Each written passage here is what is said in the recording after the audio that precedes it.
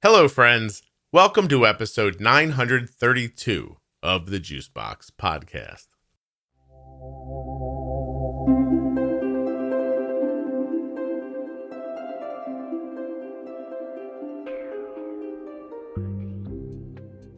Today, Jenny and I are going to talk about cures for diabetes. That's right. It's another diabetes myth episode.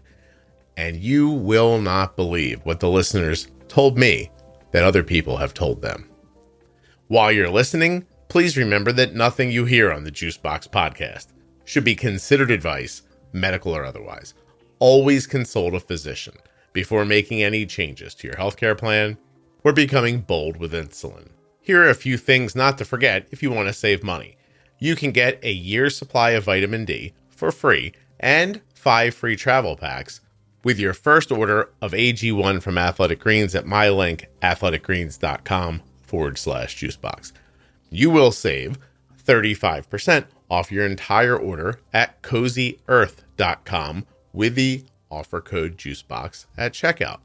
And you'll save 10% off your first month of therapy at betterhelp.com/juicebox. If you'd like to hire Jenny, she works at integrateddiabetes.com. Check her out.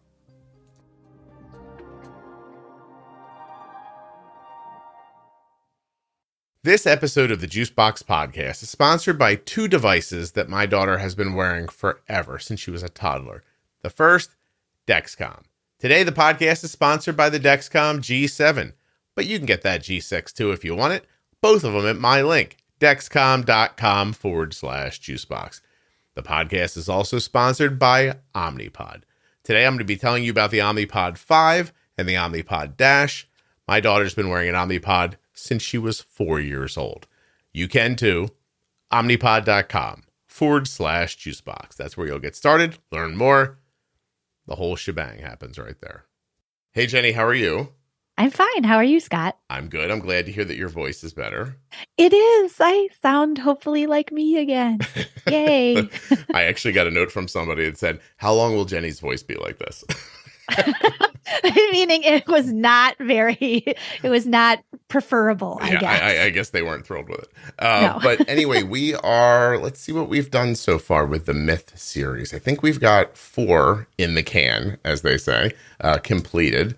And today we're going to do, I think you and I need some fun. So let's do miracle cures for diabetes. Oh, I'm sure I'm remembering the list. There were some really unusual ones on this list, if I remember correctly. Yes. And we're not going to start with cinnamon. That's too easy. Okay.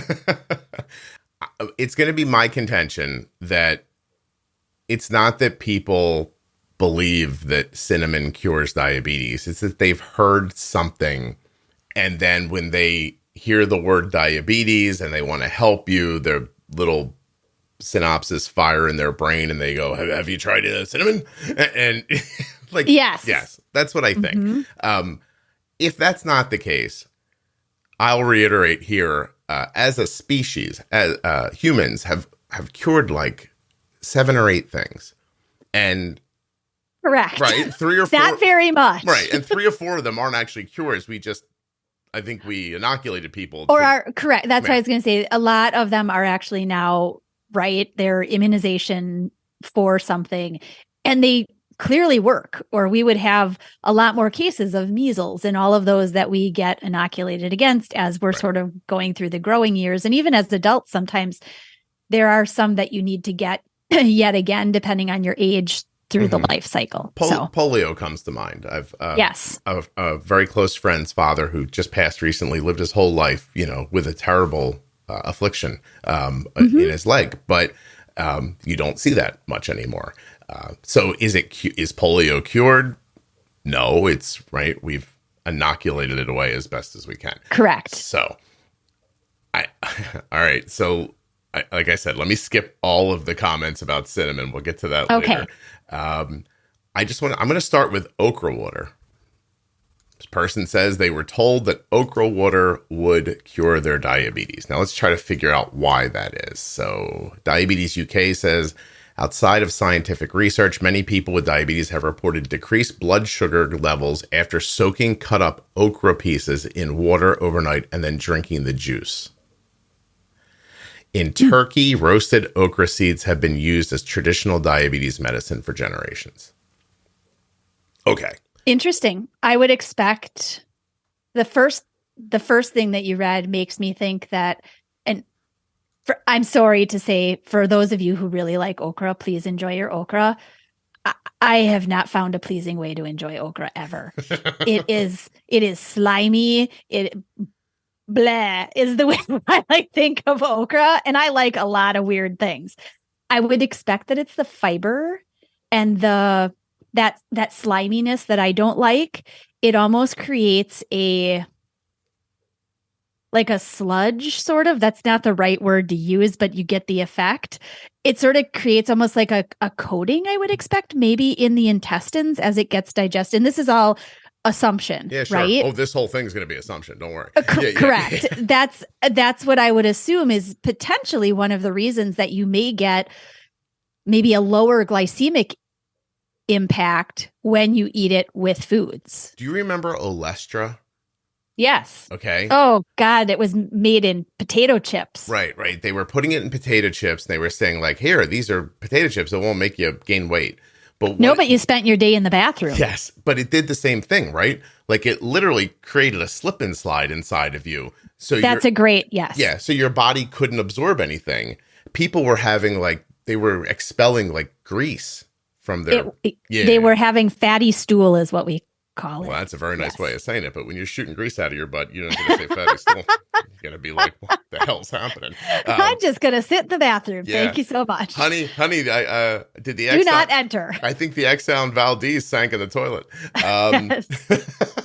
So anyway, I think that's what you're getting at, right? It's so maybe okra has that kind of feeling. I want to say here, it says okra is also high in fructans, a carb that may cause digestive issues in some people when consumed in large amounts. I also think it's time to say, we're not telling you to do any of this stuff. Yeah. Correct. Right. Yes. This is a list of things from listeners that they've heard from other people, layered with my assumption that people aren't being, they aren't being cruel when they say stuff like this. And Jenny is not just a nutritionist, but you have a couple of hippy dippy ideas about food. So I love you in this conversation. Oh, great. Fantastic. Yay. I think you're fantastic for this, honestly. Yay. Well, and something else that I think it crosses many of the things that we'll probably talk about that were brought up as people commented on them. Mm-hmm. In this case, I would expect someone decided to do some type of lab trial with rats or mice with this after having found people noting, right, from a historical standpoint, that some cultures were using this long-term for managing glucose levels. I'd expect, again, it has more ties to type 2 diabetes than to type 1 diabetes. Mm-hmm. Not that it couldn't cross the line and help if it is a gut level. It could help in both cases. But I'd expect somebody probably did some rat studies and fed them enough okra yes. to notice a difference, and right? As I always say, people with diabetes, we're busy trying to cure them. We should be busy trying to turn them into mice because we have no trouble curing diabetes in mice. And then if they could just turn you into a mouse, Jenny, cure your diabetes, then turn you back into a person, this whole thing is set. We're all cured then. Yeah, exactly. 2 yes. seconds. Why would someone be told that magnesium would cure their diabetes? Let's see. Magnesium appears to help manage blood sugar levels among people with diabetes. Also, those who tend to consume less magnesium typically have poorer blood sugar regulation, higher risk of type 2 than people who consume higher amounts. Top of my head, I take magnesium oxide to stay regular. Would that It does help with digestion. Right. Absolutely. So if you're eliminating more appropriately, yes. Mm-hmm. Magnesium, obviously, it's a mineral. It's a very common mineral in the body. You can easily get the level of magnesium tested with a lab draw. Mm-hmm. So you can actually see, am I deficient? And for, why you said you're taking it, it helps with elimination. It helps just with regularity of elimination. A lot of people end up taking it in the evening so that overnight it works a little better. You go to the bathroom first thing in the morning. It can also be used, pregnancy wise for helping, as women tend to get constipated in pregnancy many times. So it's one of the safe things that you can kind of use in that regard. Magnesium comes in 3 forms, right? Glycinate, oxide, magnesium oxide, glycinate, and citrate. Yeah. If I remember correctly, yes. Okay. And they all 3 of those things do different things, or are absorbed differently in the body. Magnesium, it also plays a big role in a lot of the different organs in your body, especially from a muscle level. You might have heard magnesium being utilized kind of similar to potassium for like muscle function, muscle soreness, those types of things. It has implications in like how the heart muscle contracts and all of those things. So making sure your magnesium levels are optimal to begin with, just get a lab draw and see if you're okay. And that doesn't necessarily mean then you need to take magnesium, just because people with diabetes do tend to often be lower in magnesium than the general public does. Okay. Let's see. We'll do a fun one. Oh. If I start taking Wim Hof ice baths, my type 1 diabetes will eventually disappear. Wait, what the heck? Do you know Wim Hof? I've read the book. I also used some of his podcasts. He does. I will say that there's not craziness in it in a broad sense, but in terms of taking away your type 1 diabetes, that's absolutely false. Jenny, you don't think if I just pop a magnesium and get in a cold tub, this will all... I promise it will not cure anything that is ailing you, thyroid or iron level or anything for you. I promise. but not a bad thing to do is what you're saying.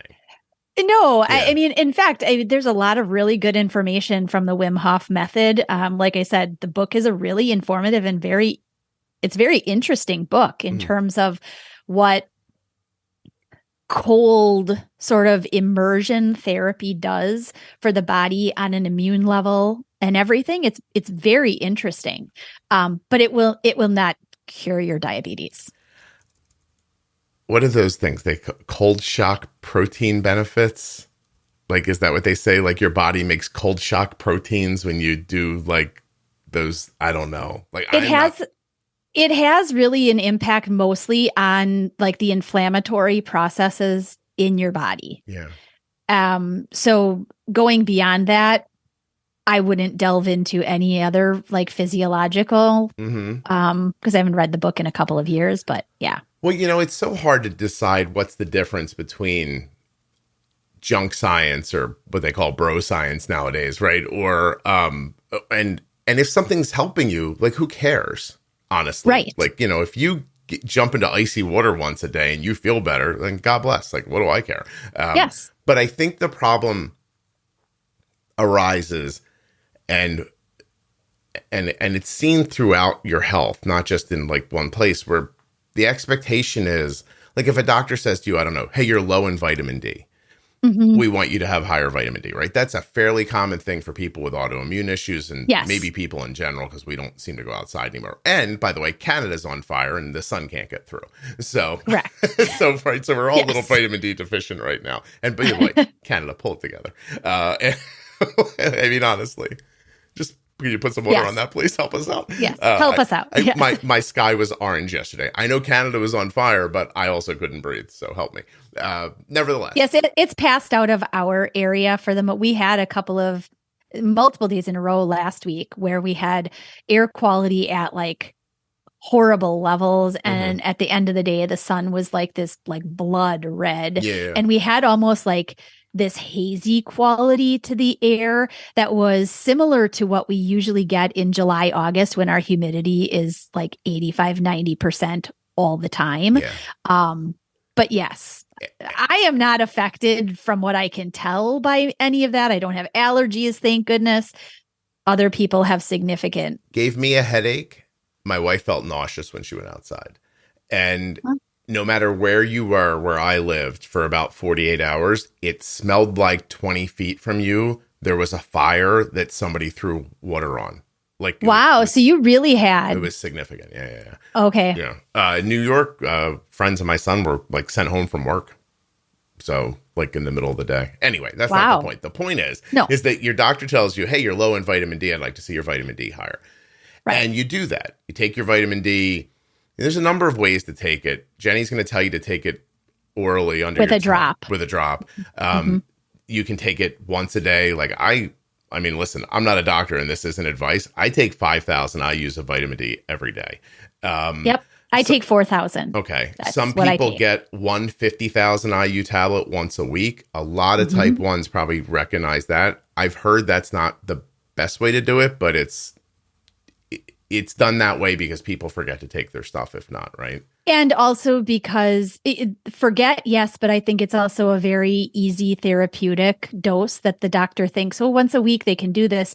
It's such a large dose. They're going to get enough at a time that we can easily do a lab check sooner and evaluate whether or not the levels are coming up. But for somebody with low vitamin D levels, like when I was initially checked years ago, my vitamin D was 18. Optimal is 50 to 70. Your lab will usually say 30 to 100. Mine was 18 and my endo was like, this is wrong. We're rechecking. Clearly a lab mistake, right? It came back, it was 18 again. And that was his. He's like, you're taking 50,000 IUs. He's like, it's going to work fast. It's a really big dose. I took it. We retested. And I think my level was like 22. Okay. He's like, really? And that's when I started seeing a naturopath. And she's the one that recommended the drops. She said there's an absorptive issue. She said it's not uncommon with people with some type of autoimmune condition, a gut level inability to absorb even that huge dose. It didn't do much. Yeah. I started taking the drops and it made a major difference. Right. In your level. But my point was, in my level, and you're going to be a great person to ask, once your vitamin D was up, you didn't have a moment, right, where you're like, oh my God, the world's brighter. Like everything feels different. And it's just, right? But I will tell you that I did notice a difference in my overall blood sugar management. Okay, cool. Which was not poor to begin with. When I had that level of 18, I was doing enough, I think, of my own micromanagement at that point without the smart technology we have today. I mean, I just had a pump and a CGM at that point.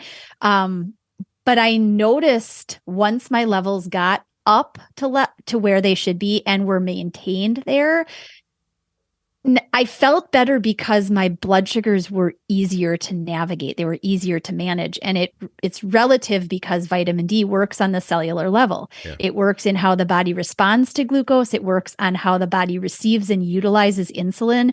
And on the internal cellular level, how the body uses the glucose once it gets in there. So optimizing vitamin D, it's not going to cure you. This is not a cure, but yeah. And my that's all actually amazing information. I'm glad we had that conversation. I just wanted to tell people, just because you do something doesn't mean like rainbows and sunshine all the time, but correct. It also doesn't mean it's not valuable for you.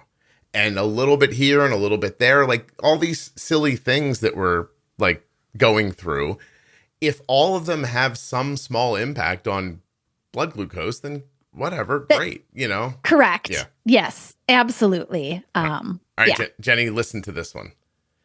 I received a video.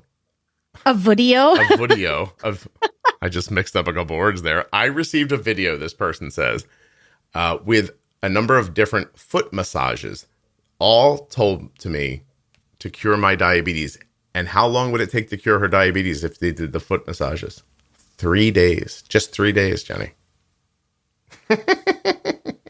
Really? Yeah. Man, I gotta find the right massage therapist. Mine clearly are getting paid for things that they're not doing the right way. Your reflexologist sucks. Massages to cure diabetes. Where is this coming from? I wanted to look to it. Like, I've not heard. I mean, again, in a science-based way, we do know that things like acupuncture, acupressure, the right type of massage to the right area of the body can absolutely, this is the easiest way I can describe it. It opens up pathways that may have been blocked from an inflammatory type of thing that can, again, encourage your body to flow better with energy and all of this. I feel like I'm very earthy crunchy right now with how I'm talking about this, but clearly all of these have a root in some type of research and experimentation, but it's unfortunate that it goes as far as saying this is an all-out cure. Yeah. So what ends up happening is, like, I'm seeing a lot of returns here on Google that massaging your feet could help with diabetic, like, foot and leg pain. Yes. So, okay. Then I see somebody who's clearly trying to make money off of the idea, right? And this is really the crux of this conversation, in my opinion. I'm going to see if I can get their website to load. Apparently, they're not making much money because they can't afford a good server. Hold on a second. But you can make an appointment with them. Foot reflexology to control and reduce and prevent diabetes. But when you click on the link, there's a ton of ads. They're selling things. Like, it's just a way to draw you in to try to get you to spend some money with them. Yes. And that really is the shame of all this. And where I think a lot of this gets proliferated from, because at some point, like, I'm going to use the low carb, like, diabetes thing as an example. Sure. Right. Or coaching is another thing. Right. So at some point, someone says, listen, I'll put it on me for a second. Years ago, I said, I talk about diabetes in a certain way. I say some same things over and over again. They seem to lead to my daughter having an A1C in the low sixes. It's not prepackaged. I didn't write a book about it. I didn't call it something, but these things seem to work. I launch a podcast. It becomes incredibly popular. And now you can look around media and see 24 people. If you listen to them talk, they are parroting you and I and changing some of the words. But at the end of it, they're also offering you coaching. Sure. And they give you a little bit of information and then tell you how for just $60 a week or $200 a month or blah, blah, blah, they're going to explain to you, which basically they're going to explain to you, like, I don't know, fat rises and pre-bolusing probably. And probably. And they're going to make a little money and they're going to keep going. They're going to get the next sucker and they're going to do it again and again and again. And that's what this stuff is to me. Like, I heard cinnamon, so I'll make cinnamon tablets and I'll market them to people with diabetes. And there are these many millions of people who have type 2 diabetes and these many millions of people have type 1 diabetes. And if we just sell to a small slice of them, we're going to be rich selling cinnamon capsules. And that's in the end. And then they keep that conversation going. And I hate to say, but I see online, I see people making a living teaching diabetics to eat low carb, and they sell their services, and then they go into forums and they start arguments with people, because that argument will draw in at least 5 or 6 people who go, I do want to hear more about that. And then they make another $1,000 that month off those 5 or 6 people. It's all marketing. It just really is, Sure. Yeah. Sure. Just to say this, like, in fairness, I found a way to make money that doesn't charge the listener. It really is. Of course. You know what I mean? Like, correct. So, yes. Well, and many, many times too, we have to look at what is the knowledge base of the person who is providing wherever the education comes from and whatever source you choose to get your education or information from. What's their background? Are you getting it from a quality place? Does that person really understand? And if they do, maybe you're willing to pay for their service. I know a couple of people that have come to me choosing one, like, nutrition plan or another, whether it's high carb, low carb, in between, Whole30, whatever it might be. And they're either confused and need help and guidance on that path because they want to stick with it, or they're like, I don't think it's working, but what I was doing before wasn't working either. Can you just tell me what to do? Yeah. Right? So I think people are searching for what they think is going to help them the best. And where you get it from, again, I think it's really important to do your research. Yeah. I think you make a good point. Like if I'm struggling that much and I give a guy $1,000 and I'm not struggling as much anymore, well then, like, it was worth it. Yeah, right on. I'm saying I think it's interesting that if I go to Instagram, I don't see anybody who doesn't have a six-pack and isn't super handsome and also has diabetes telling me about diabetes, right? Like, I don't see, and just because you had a baby and you have diabetes doesn't make you a good, correct guide through your pregnancy. But That is what happens a lot. It's the Instagram mixture with this desire and need to make money. And like, just think about it. Like if I was tall and super handsome and young, and I might have been like, well, I'll take a bunch of pictures of myself without my shirt on. And I'll say like, I did this too. And so could you. And like, meanwhile, it's, yes. I say all the time, like, looking good in a bikini doesn't make you a diabetes expert, but those seem to be the girls that we pay attention to on Instagram, right?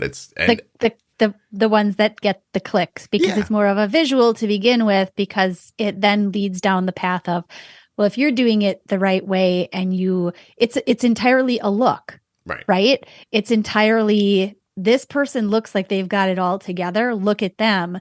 I want to look like them is the first thought.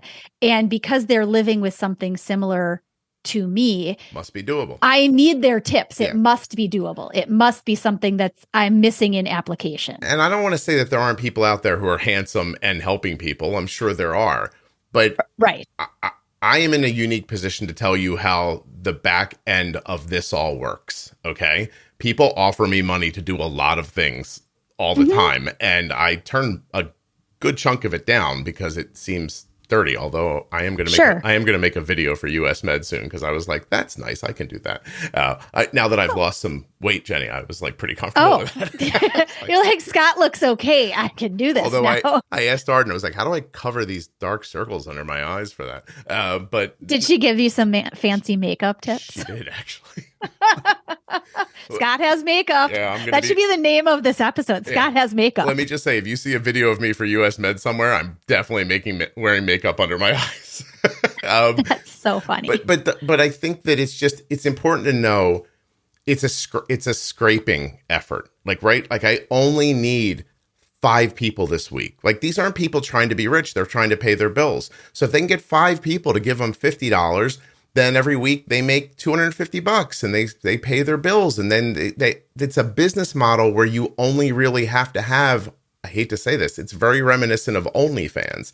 You only need 1,000 or so people sending you $20 a month, and you're making $20,000 a month. And it goes right with these myth type of topics, because it gets you get drawn in from a click here and a click there, and the person who's going to guide you through using milk from the cat or whatever it's going to be, right? Well, Jenny, let's not say milk from a cat. Let's go to the one that I know you're waiting for. Okay, I did want, before we go to that one, go ahead. is I did want to, about the massage, because we kind of moved off from that, but I did want to say that there is, I don't know if you ever put links or give links or anything for people to get some information, but the Diabetes Spectrum actually has a really good article on using massage in diabetes management. Again, not from a cure standpoint, but the real science kind of behind it. And what it may be beneficial for when you are living with diabetes, and maybe even further with like foot conditions because of diabetes. So I can send you a link if you wanted to. Yeah. No, please. It's Diabetes Spectrum? It's Diabetes Spectrum, yes. All right, Jenny, I feel like we should have a drum roll here, because someone who listens to this podcast was told if they drank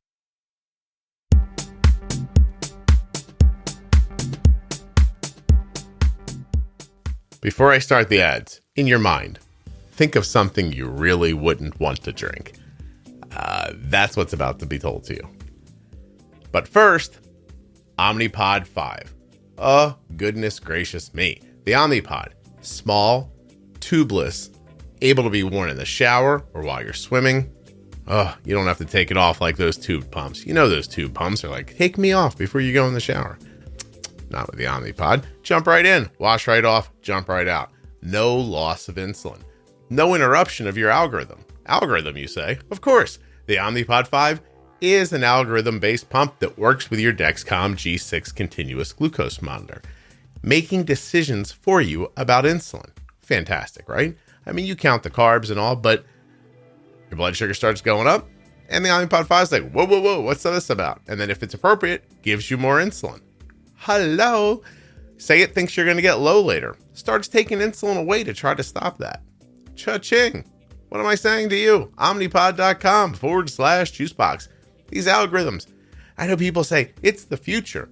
Well, let me tell you a secret. The future's here. If you're not playing up here in the future with the rest of us, you could be.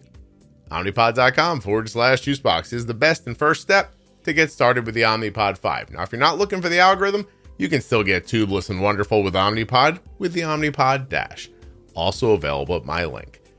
There are links in the show notes of the podcast player you're listening in right now, and links at juiceboxpodcast.com to Omnipod and our next sponsor, Dexcom, makers of the Dexcom G7 and G6 continuous glucose monitoring system.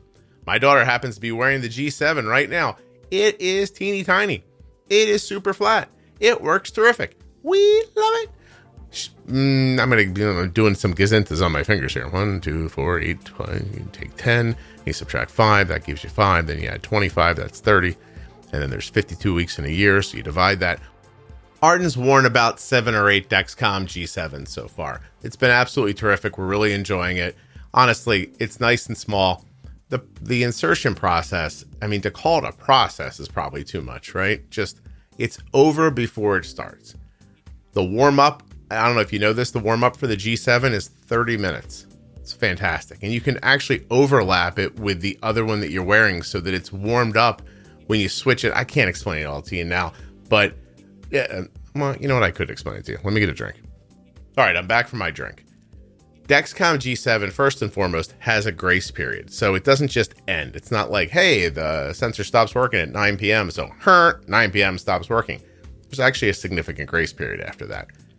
But I'm talking about putting on the new sensor. You can put it on while the old one's still working and let it, acclimate to your body. And then wait the 30 minutes.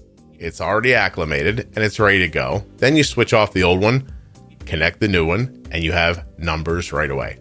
So if you're a little thoughtful about it, there really is no warm-up time where you're not without a sensor. And if you like to let your sensors warm up longer, you could do that too. I know what you're thinking. Tell me a little more, Scott. I don't have time to tell you more. The music's going to run out. You got to go to Dexcom.com/juicebox right now to get your G7, to get your G6, to get started. CGMs are where it's at. Be there with them.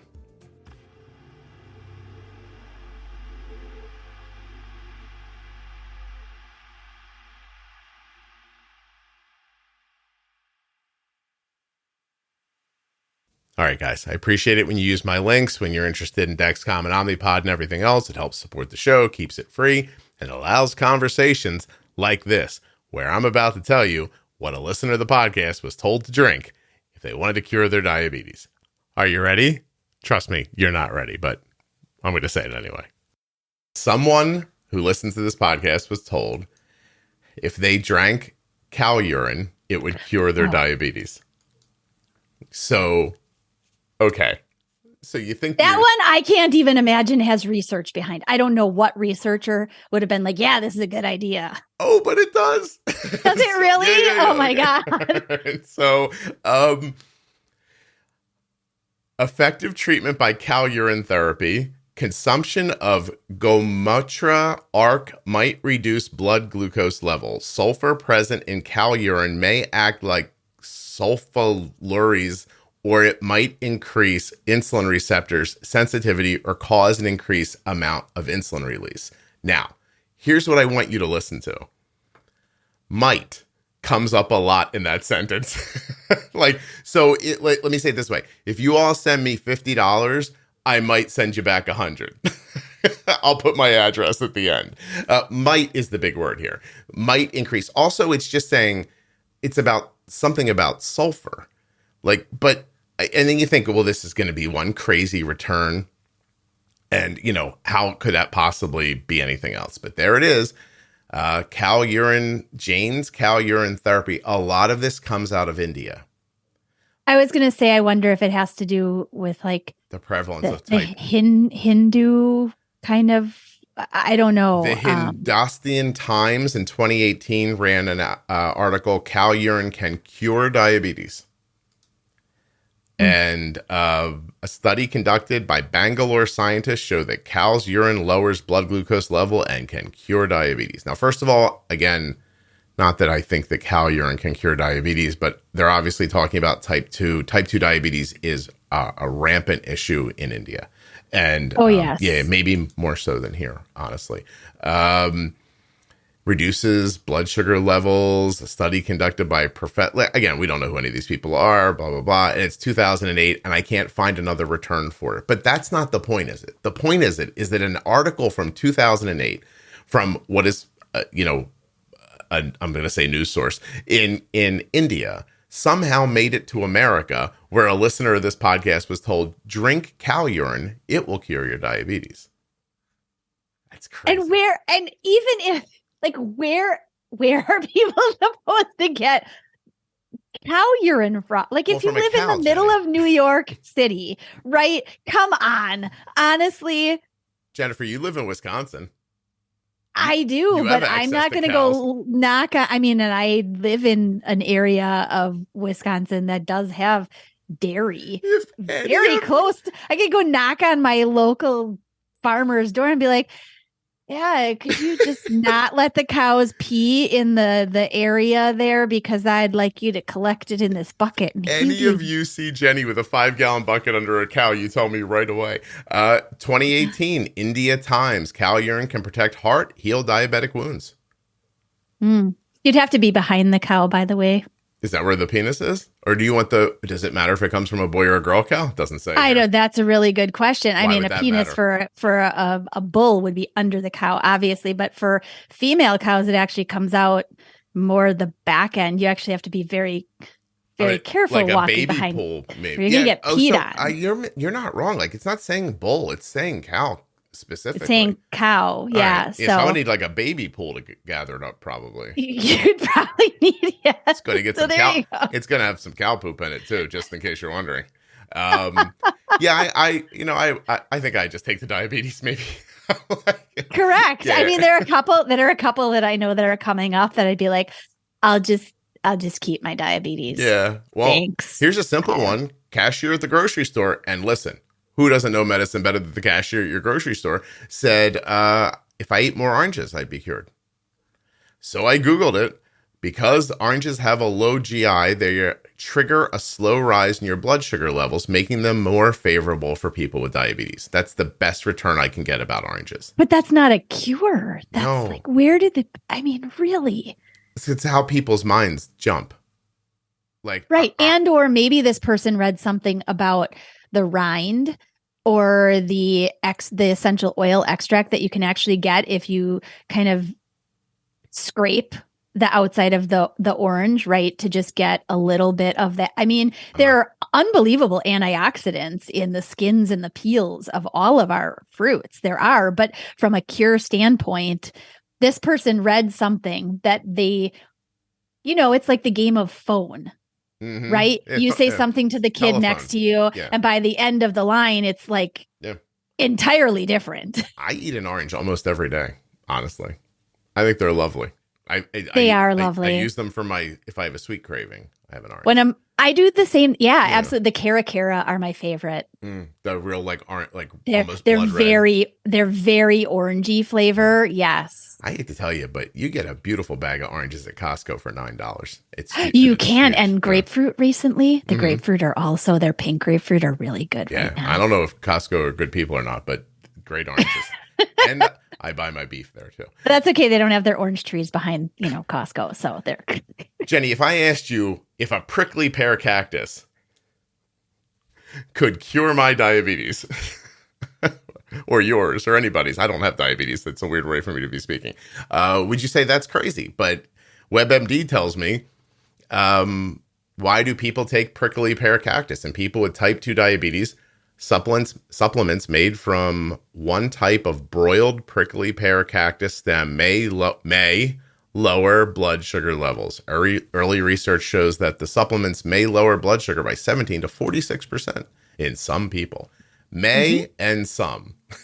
What I just read was, that ain't gonna work. But, like, it worked for somebody, obviously, because it made somebody say it out loud. Also, they're clearly talking about type 2, but yet, correct. Here we are. A listener of the podcast was told, if I eat prickly pear cactuses, I should take them in pills because, and this is a quote, it helped my sister-in-law's friend's uncle. Talking about your telephone game. My sister-in-law's friend's uncle. All right. I'm going to the next one. There's another one. I don't know if it's on, I don't know if it's on the list. We'll go down the list, and if it's not, I'll bring it up. Magnets. Oh, magnets. All I need is a ring with magnets, and it could cure my diabetes. You don't think that's going to work?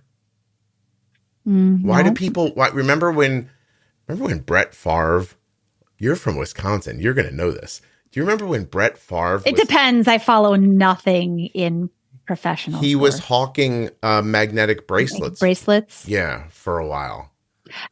And there is, again, if you look at the science, there is some science to that goes along with redirection of, our bodies are electrical. That's probably not the right way to say it. Somebody's probably going to be like, Jenny doesn't know what she's talking about. But like, it's the reason that we can get a shock, right? And so if you redirect that normal pulsing through our body with these magnets, it is supposed to, again, from whatever research that's been done, it's supposed to help realign the movement of things through your body. Again, not a cure, but people again, it's like the telephone game. It's almost like, well, if it's good for this, couldn't it be good for that? And then it's like, hey, it's good for this. And hey, you should try it because my neighbor's uncle's friend, it definitely worked. Jenny, I Google magnets to cure diabetes, and you're right down a rabbit hole. Yes. Magnets will take away your neuropathy. Burning pain and numbness will be 90% reduced. And they use words like cohort to make it seem like it's a study, and it's not a study. It's a web page. But then you can see what people Google, right? I don't know if people understand when you Google something, it gives you what mostly is asked.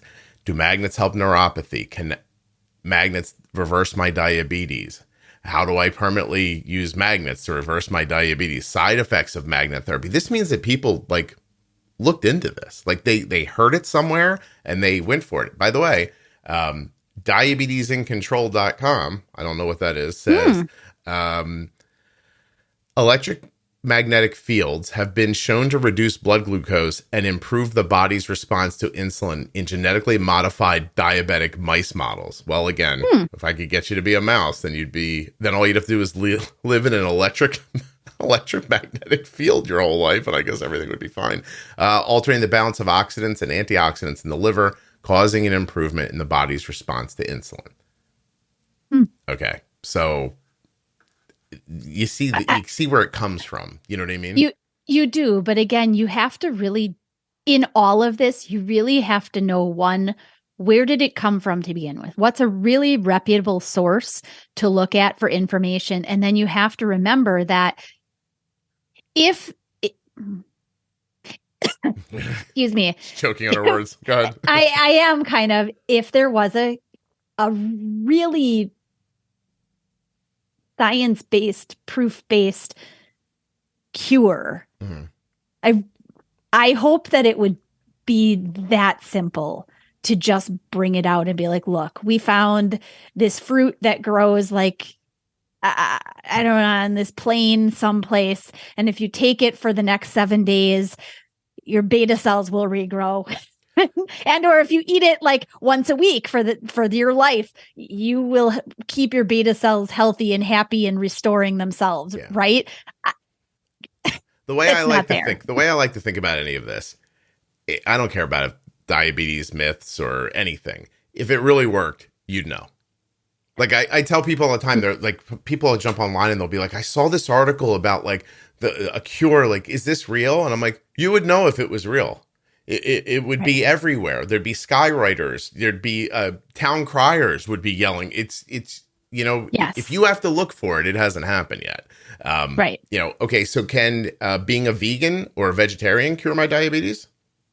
No. No? Are you sure? What if I just eat meat, Jenny? Forget those damn vegetables. I'm just going to go keto. It'll cure my diabetes, right? It will not. No. It'll lower your need for insulin. Yes. Yeah. Absolutely. And that's where you see the thing. Like, I've been told a few times that going vegan will get me off insulin.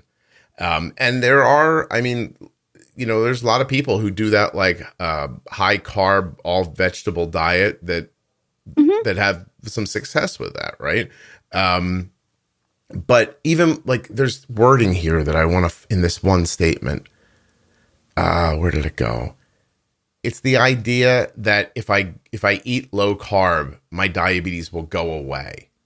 And again, you can see the progression. Like if you were eating higher carb and you used this amount of insulin and then you ate lower carb and you were using less, I see where people would say go away, but it's it's not the right use of those words ends up being the problem. And then a person who knows that's true gets told this in a grocery store and they're like, hey, fuck off.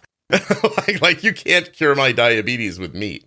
I was told my 23-month-old needed to go on a celery juice cleanse and he'd be healed. Theorists claim that type 1 and type 1.5 diabetes are autoimmune. That is the body's immune system attacking its pancreas. This is a quote they got from this person. Don't get caught up in this confusion. So they were told by a person, you've been told this is how type 1 diabetes works. That's not even true. You just need a celery cleanse. You've been lied to, essentially, right? Yeah. They would rather that you take insulin. Yeah. Mm-hmm. Go on, I'm sorry. Oh no, I was going to say the people who have the degrees, they have lied to you, and you don't need insulin. What you really just need is this easy vegetable to get, and that's it. Yeah. My janitor at work told me that if my kids ate by their... Why did you laugh? Janitors might know. So maybe this guy used to be a doctor. Let's find out. Hold on a second. Yes. Oh, they need to eat by I wasn't laughing because of the janitor. I was waiting for what it was going to say. I didn't think you were. I was trying to be silly. If my kids just ate by their blood type, they'd be cured. The blood type diets? Yes. Have you read the book? I read it years ago. No, I don't read it. I find it's laborious. I hate reading. Yeah, I really like reading, especially if it's informative reading. And I also really like historical fiction. Mm-hmm. Well, we'll get to that later one day. Yes. But in terms of that, eat right for your blood type, I believe is the name of the book. And there might be more out there now, but that was the book I read years ago. It looks at history of the human population. And it looks at it from the perspective that from tribe to tribe, we didn't have the intermingling of cultures, let's say, or nationalities that we have in today's world, right? Tribes tended to stay within their own group.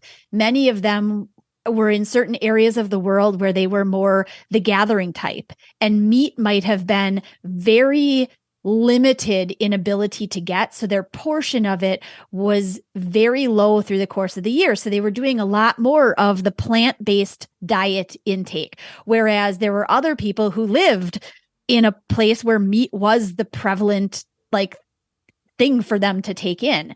And yes, they got berries and grains and things occasionally, but not like this group would eat meat.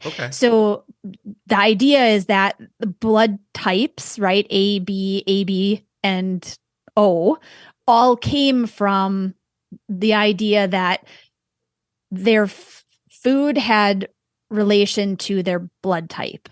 And that as we find out what our blood type is, we are more likely to do well in terms of our overall health if, in fact, we eat according to what that blood type dictated from food. or for the kind of food, right?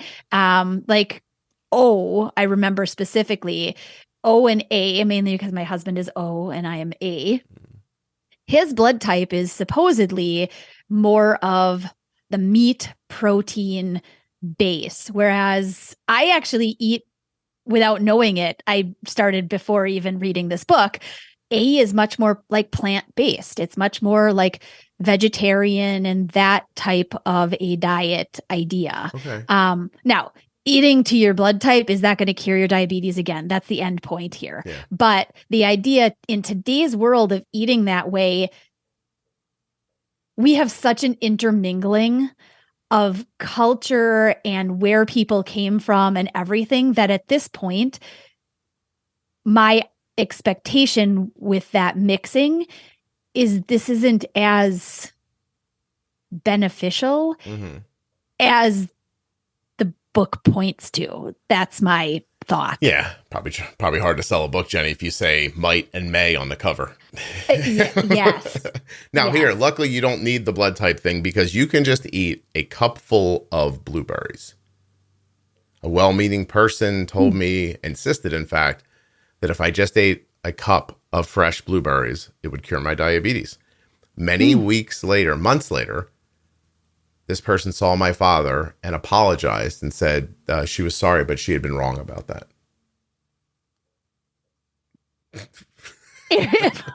I'm laughing because do you know how long I've been eating blueberries every week, Scott? Like, where is my darn cure? Yeah. Where is it? I really. Well, she didn't have a lawyer making the book cover for her, so she didn't say may cure your diabetes. She said definitely will. It definitely will. My daughter was first diagnosed at 4. Someone who never talks to me messaged me to tell me that her plant-based diet would just help it work it all out. Yeah. Oh, geez. And then then the woman says my daughter is on a plant-based diet, and then even in the womb, because that's what I'm doing, and that person didn't believe her. What else do we have here? Tell me. A friend told me that I'm, quote, going through too much to control my daughter's diabetes. I should just look into different holistic options. And then she sent her a TikTok about mangoes and how they'll cure diabetes. Oh. I eat mangoes. I don't have diabetes. So, well, it must coincidence, Jennifer? I don't think so. Yeah. Yeah. I've had the occasional mango. I haven't seen any movement towards curing my diabetes. So, yeah. Okay, hold on a second. I live in a very small rural town. My son has type 1 for years. We help locals with different things. An older woman who is very well respected in my community had recently lost her husband, and she was in need of help. My son, who was 14 at the time, and I both went over to help her clean out her horse stalls and help her with some paperwork. While my son did the yard work, she proceeded to tell me this very elaborate story about how the world is living in 3D and we're about to move to 5D, at which point, this woman says, I decided we had done enough and I needed to go. While she was thanking us and we were leaving, she explained that I needed to sit my son down in yellow light daily to cure his diabetes. That I needed to get multiple yellow light bulbs and place him in the center of the room and shine the yellow light on him at least 20 minutes a day. Maybe. I think this is Go ahead. Really? Come on. Like, I think this is one of the most absurd that I have heard. And I think this even beats the cow urine. Come on. I think it does. Just 20 minutes, Jenny. Why are you not doing it? We've been talking for 45 minutes. You could have had yellow light on you the whole time. I could have. And man, I would be cured.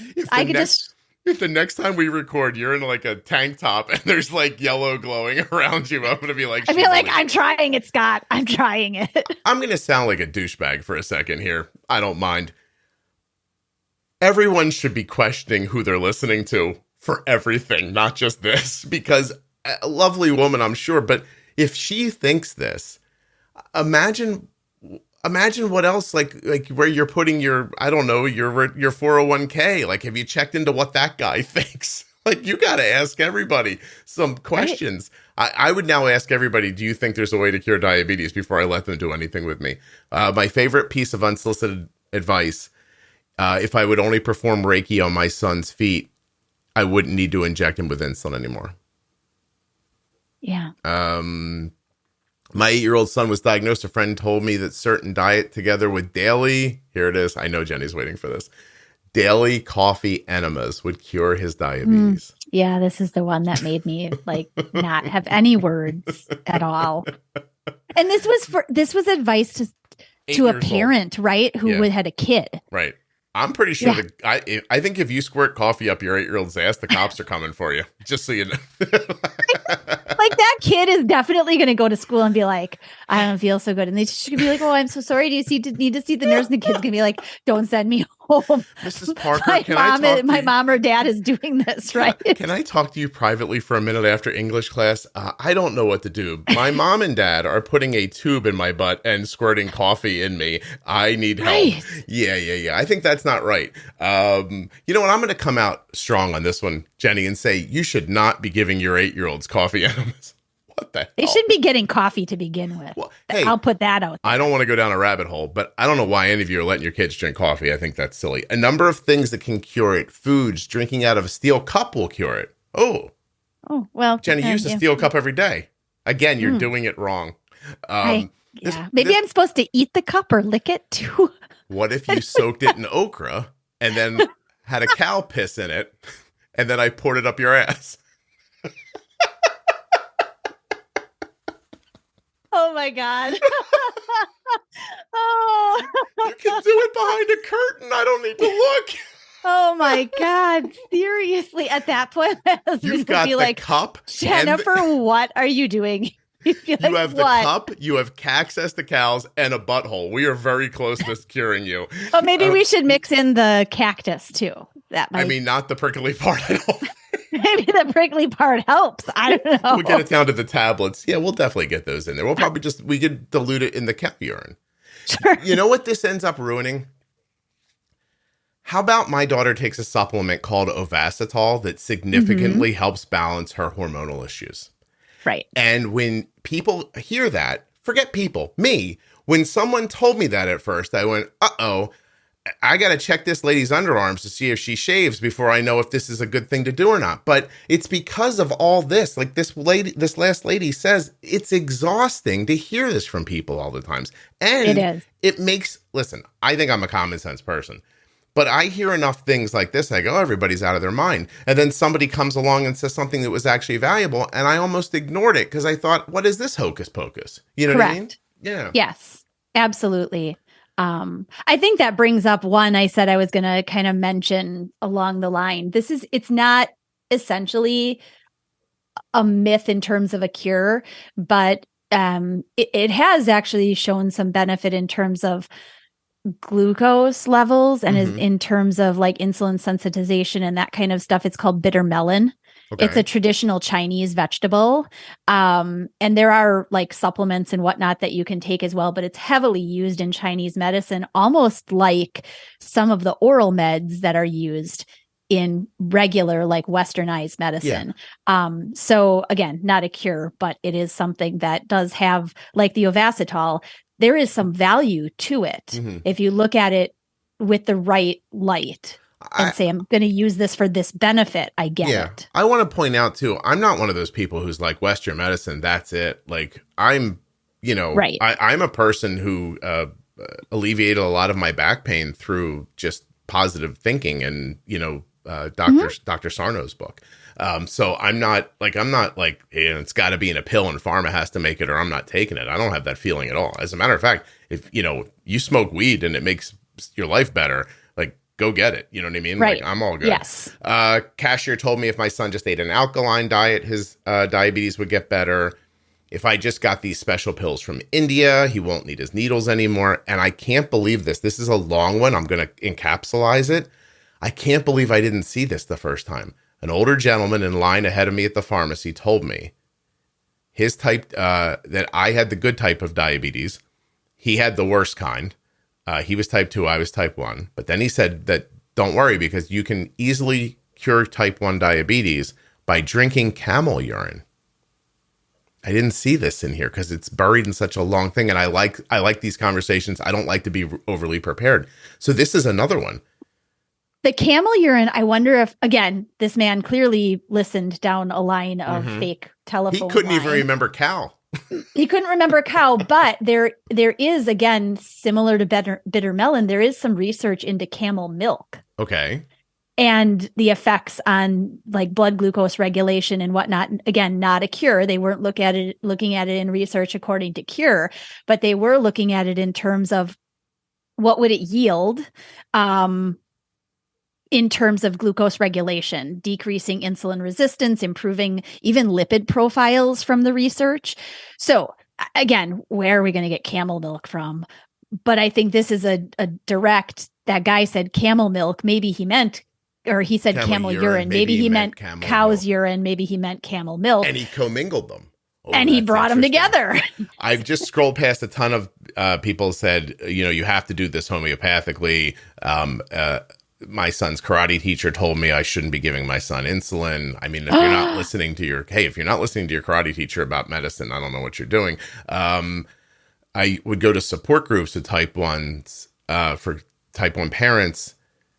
And a mom said, I don't believe in giving my kid drugs of any kind. We're just going to manage her diabetes with food, exercise, herbal remedies instead of insulin. And we said, oh, keep us posted. Let us know how that goes. And she says, I hope someone intervened. A friend just told me her 15-year-old's nephew, type 1, was going into remission because they had prayed very hard. They laid hands on him at church. She said her doctor is the one who told them that it's in remission. Your kid had a honeymoon. That's terrible. Oh, that made me sad. Okay. Let's get back to pee in your butt. That's more fun to talk about. That's more fun, yes. This is my fault my daughter hasn't been cured yet because I gave her injections of insulin. It's my fault that her pancreas stopped producing insulin because I gave her the insulin. Oh, no. Yeah. I should have given her no carbs or sugar and no insulin, and she would have healed herself by now. Oh.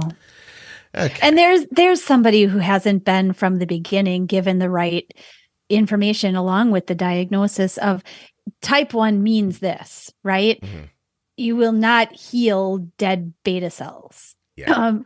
Could you, with low carb initially, lean off of a heavy impact or a heavy request of those beta cells to continue to help? Sure. But eventually, because it's an autoimmune based issue, the betas are going to continue to decline to a degree. Before insulin, if you got type 1 diabetes, they starved you to keep you alive. That was a keto diet. Yeah, high exercise, high water, no food, no carbs, and they sometimes get people alive for a couple of years that way. It was pretty much fat and very little protein. Yeah. Yes. Okay. Mm-hmm. All right, I have two more here. And this is going to lead into a tiny bit of a conversation. Can drinking apple cider vinegar cure my diabetes or help with my diabetes? I want to say that recently I had someone on the podcast who people might know as Glucose Goddess. It's Jessie, and she goes by that moniker. She writes some books. And I had her on because so many people are like, hey, I follow this girl on Instagram. And I know earlier I was like Instagram, and she really helps me. So what I learned in the course of talking to her is what she was talking about is just something that we always talk about, is eating your food in a certain order to help the digestion process and help your body not pick up the glucoses drastically. And I cannot tell you how many people have gotten back to me and said, hey, I did the stuff she said about eating in a certain order, and it's really making a difference in my insulin needs. Yeah. Yeah. So her hacks are, I know, I don't know her personally, but I know her teachings well. And I listened to the episode. It was quite good. Yeah, she was terrific. And even her information about the apple cider vinegar is very informative as to why we would expect it to assist in some way. right? The way that it works on a gut level and impacts the way that your body digests and absorbs carbohydrates from a slowing nature. There's even a muscular based response to the apple cider vinegar intake.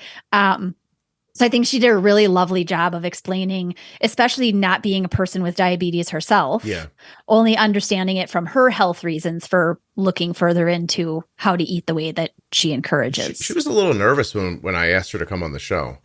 Really? Because she's like, people are going to think I'm saying like you can cure diabetes, and I'm not saying that. She goes, but it always gets confused, and people say, and she said, plus I at one time doing this research, she wore a CGM, and she didn't want to get that like, sometimes you'll take some crap for wearing a CGM if you don't have diabetes online. Because again, here's a myth.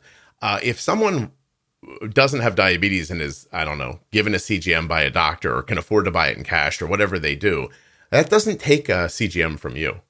No, it doesn't. Dexcom would be thrilled to make more of them. They're not, and sell more of them. That's always, that's a myth around diabetes. Yeah. My good health doesn't stop you from having good health. And it just, and I've heard the argument, well, I can't afford it. That's a different argument. Like, right? Like, yeah, affordability is different, but just because one person got one doesn't mean another person doesn't get one. That's a scarcity mentality. It's correct. Yeah. And that, while in the past couple of years, we have had issues with back order and we have had issues with supply chain and that kind of stuff. At this point, unless you really get a notification, about supplies being like a week behind or whatnot, you should not have the issue of getting supplies just because somebody without diabetes is buying it out of pocket themselves. Yes, you should trust that in a capitalistic society, if a company is making something and people want to buy it, and then they run out of it, they will make extra. More. Yeah, because listen, the same thing. I mean, now, Jenny, like I'm almost 11 weeks into Wegovy. Mm-hmm. I have lost 21 and a half pounds. I don't think it's a stretch to say I almost look like a different person sitting in front of you. It's been amazing for me. But there was that there's an Ozempic shortage and these people using this for weight loss or stopping type 2s from getting it. That did happen for a second. Like for a second, Novo Nordisk was like, we didn't make enough of this. And but they don't like go home and cry and then watch Murder, She Wrote. They open up new factories and new process, and they're like, hey, cha-ching, baby. And they get out there and they start making more. And so it's almost necessary, be happy. It's helping people. There'll be a little ebb and flow in there, and then it comes right back again. Same thing with that. People might wonder why I didn't include, there's a cure and it's being hidden from you in this episode, but that's because I think that's going to be its own episode. So, okay. Yeah, I feel like that'll be an interesting discussion. Oh, we're going to talk about aliens and Bigfoot and all kinds of stuff in that one. So fabulous. All right. Thank you for doing this. Of course.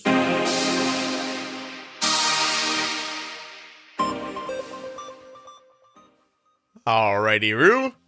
Thanks to Jenny, integrateddiabetes.com. If you're looking for Jenny, thanks to all of the listeners who sent in their stories of what they were told would cure their diabetes or their loved ones' diabetes. And I know you're thinking, Scott, you didn't mention cinnamon. Don't worry, it's coming.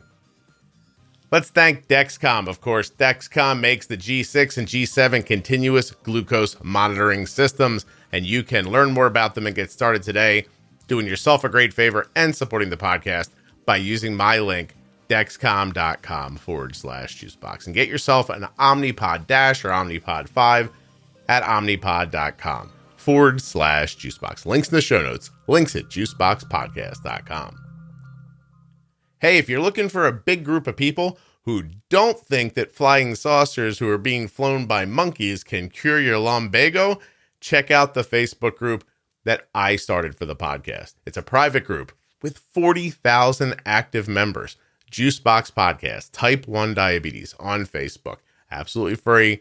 Great place to meet great people, or just kind of lurk around, see what's going on, listen to the conversations, or maybe just learn how people are handling their type 1, type 2, gestational, pregnancy with diabetes, and so much more. Juicebox Podcast, Type 1 Diabetes on Facebook. The term snake oil is used to describe any worthless pseudo-medical remedy promoted as a cure for various illnesses. By extension, snake oil salesmen are charlatans who sell such fraudulent goods.